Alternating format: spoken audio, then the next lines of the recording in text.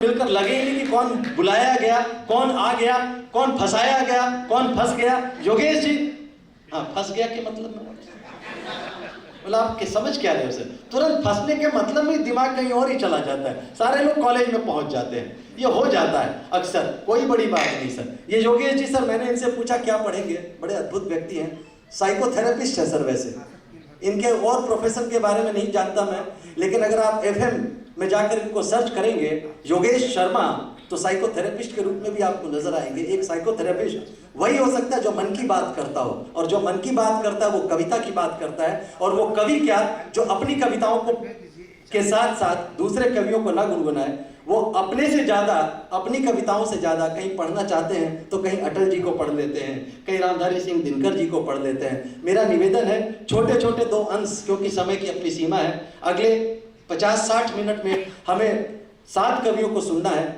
मैं चाहता हूं कि 5 से 10 मिनट में योगेश जी आए, एक रचना चाहे अटल जी की चाहे दिनकर जी की हमको सुनाएंगे, दूसरी रचना वो अब चाहे तो अपने मन की सुना सकते हैं। योगेश जी को कैसे बुलाना है, मैं अकेला बुलाऊं अच्छा नहीं लगेगा, आप सब तालियां बजाकर बुलाएं तो आपका मान बढ़ेगा, मंच का मान बढ़ेगा, योगेश जी का मान बढ़ेगा। योगेश जी आए और हम सबके दिलों पर छा जाए। योगेश शर्मा।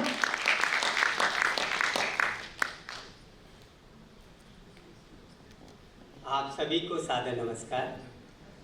अभी राजेश जी से बात हो रही थी तो मैंने अपने बारे में कहा कि मैं अटल जी की भी, रामधारी सिंह दिनकर जी भी कविताएं बोल लेता हूँ, कविता पाठ करता हूँ उनका।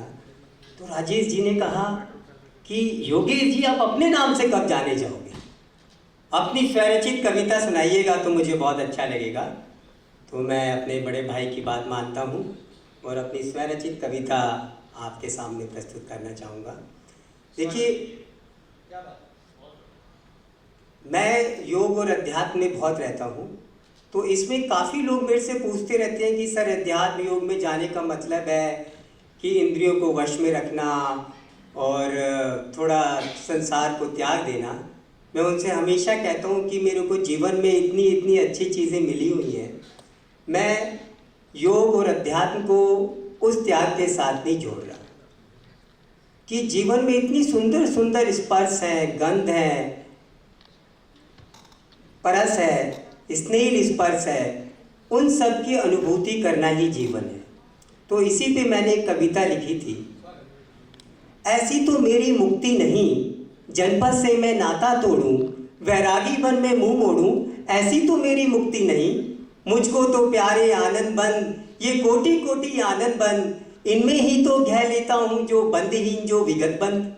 उस मदिरा के जो रंग रंगीली जीनी है, जो सुरभि सजीली भीनी है, उस मदिरा के नवघूट अमर, जाते उडेलते हो झरझर, जिससे ये मिट्टी की गागर फिर छलके फिर भरकर। मेरी धरती दीपित करती, तेरी किरणों से दीप शुभग, तेरे मंदिर की वेदी पर धर देती है जगमग जगमग। रे कभी नहीं, मैं नहीं करूँगा द्वार बंद, इनको आने जाने दूंगा जो शब्द परस रस रूप गंध। आनंद तुम्हारा ही तो है, जो दरस उठेगा दरसों में, जो परस उठेगा परसों में, जो बोल उठेगा बोलों में, जो डोल उठेगा डोलों में। मर जाएंगी सब भ्रांति भूल, आनंद ज्योति में जल जल कर, हो जाएगी सफल वासना फूल, स्नेह फलों में फल फल कर। धन्यवाद।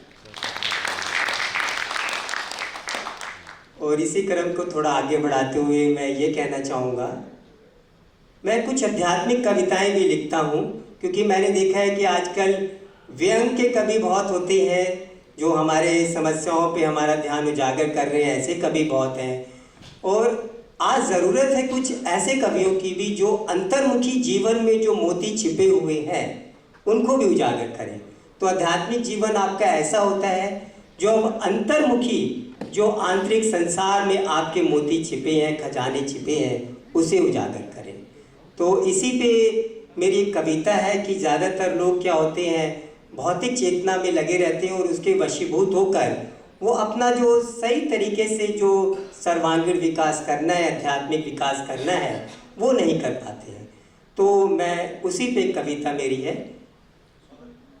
जीवन का है रूप विराट, इसका है असीमित विस्तार, मृत तृष्णा में फंसकर तुम इसको ना संकीर्ण करो, विकसित करो तुम अपना अंतर अहम विसर्जित करके, गठित करो तुम सुदृढ़ संस्कृति नूतन सर्जन करके, बनो अग्रदूत मानवता के विश्व बंधुत्व में बनके, कण कण में नव जीवन भर दो आध्यात्मिकता को गढ़ के। धन्यवाद। अब हमने जो राजेश जी ने कहा कि साइकोथेरेपिस्ट को ज़रूरी हो जाता है कि वो मन की बात जाने। आजकल मेरे पास कई लोग आते हैं और इतना सुंदर जीवन है, पर वो उस सुंदरता से जो है विमुख रहते हैं, क्योंकि उनका सही दृष्टिकोण और जो उनकी जो आध्यात्मिक चेतना है उनको ये करने से रोकती है। तो मैंने आह्वान किया है इस कविता में कि आपको ईश्वर ने इतनी अच्छी चीज़ है, ये जो अपने आप में जो शरीर है वही आपका एक खजाना है, तो आपको कहीं खुशी बाहर ढूंढने की ज़रूरत नहीं है, और आपके अंदर सभी वो गुण हैं जिससे आप इस जो है मृत्यु लोक में भी अपने आप को अमर बना सकते हैं। कविता। ईश्वर आपकी अद्भुत माया, धरती की धूल से मनुष्य बनाया, प्राण फूंक कर इस मिट्टी में उज्जवल कर दी इसकी काया। हर्षित हुई मानस की दृष्टि जब निर्मित की तुमने सुंदर सृष्टि, ज्ञान का आलोक जगाकर तुमने परिलक्षित की अपनी अभिव्यक्ति। अभिभूत किया जीवन हम सबका सुंदर सजल उद्गारों से, प्रकट हुआ सत अंतर में आपके दिव्य विचारों से। पुलकित हुआ हृदय हमारा आपकी असीम अनुकंपा से, नश्वर मिट्टी की महिमा भी मंडित कर दी अमरता से। धन्यवाद।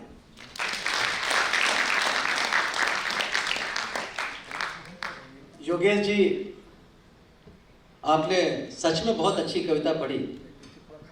मंच की कविता का एक अलग रूप होता है, लेकिन मन की कविता का एक अलग रूप होता है, और मन से वही बात हो सकती जो जैसा जीवन आदमी जीता है। एक बार योगेश जी के हिस्से की तालियां उन तक पहुंचा दें, क्योंकि हम तो पीएचडी वाले लोग हैं सर। किसी के हिस्से का कुछ भी हम अपने पास नहीं रखते, और वैसे भी मैं स्पष्ट कर दूं, किसी के हिस्से की तालियां रखनी भी काला धन ही होता है, और हम काला धन नहीं रखते। ढाणी साहब, आप फाइनेंस में है ना? हाँ, मैं ये अशोक जी बोल रहे थे सर, आपको तो पता ही है कि फाइनेंस वाले कितना तंग करते फाइल जाती है, तो ऐसा कुछ नहीं है सर। अशोक जी, प्रपोज